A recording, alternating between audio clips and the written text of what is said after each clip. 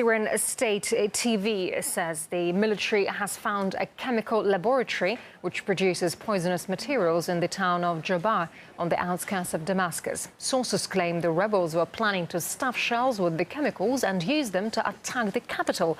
Let's now get more from our Middle East correspondent, Paula Slier. Hello there, Paula. So what do we know about what's been found there? Well, we know that the Syrian army has found chemical materials in the town of Jobar, which is on the outskirts of the capital city of Damascus.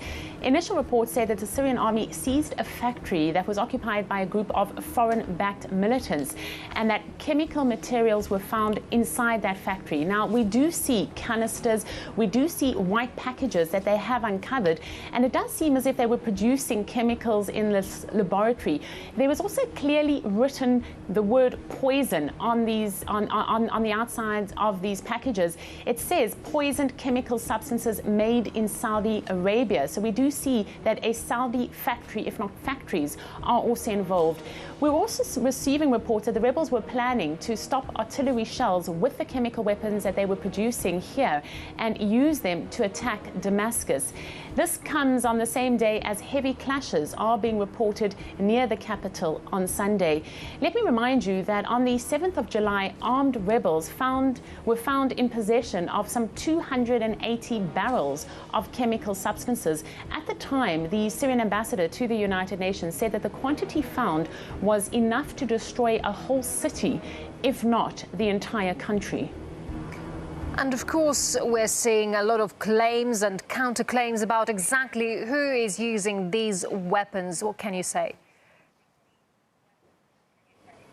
Well, the use of chemical weapons has always been a red line for Washington and its allies. They've always constantly pointed fingers at the Syrian government and accused it of using chemical weapons, saying that if indeed there was any proof that they had, this would be the red line that they would not tolerate. But back in March, there was an attack in Aleppo, the second largest city in Damascus, and it was later found that the deadly sarin nerve gas had been used in that attack. Moscow conducted its own investigation and concluded that the Syrian rebels were actually to blame for the use of the gas. And Russia gave samples and documents relating to this to the United Nations last week. Russia's United Nations ambassador said that Western claims appear to be aimed at undermining investigations into the chemical attack. He said this when he explained the findings.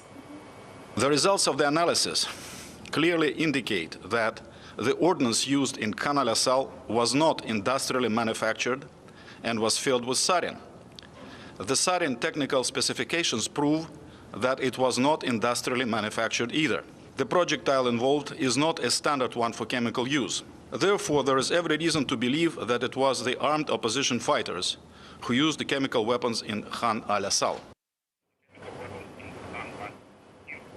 It's very important to make the point that the United States claims that the regime is using chemical weapons, but these claims are without any kind of proof. And of course, the whole argument over the use of chemical weapons remains a hot potato, but without that kind of proof, the US and its Western allies are going to have a hard time of proving anything that they claim. All right, RT's Paula Slier live. Paula, thank you very much indeed for that report. Syria's ambassador to the UN said the alleged rebel store of toxic substances was enough to devastate an entire city. And defense consultant Moin Raouf said it's now crucial to find out where the rebels are getting the chemicals from. This is a major turning point. The Syrian military has been doing an extremely good job of protecting the nation. And if they found this alleged factory, then we need to know what the origins of the chemicals are. Have they come through the Turkish or Jordanian or Iraqi or Lebanese borders? The Western allies are intent on toppling Assad. And they're going, again, a case of, like Iraq or Libya. They're going after one man and destroying a whole nation.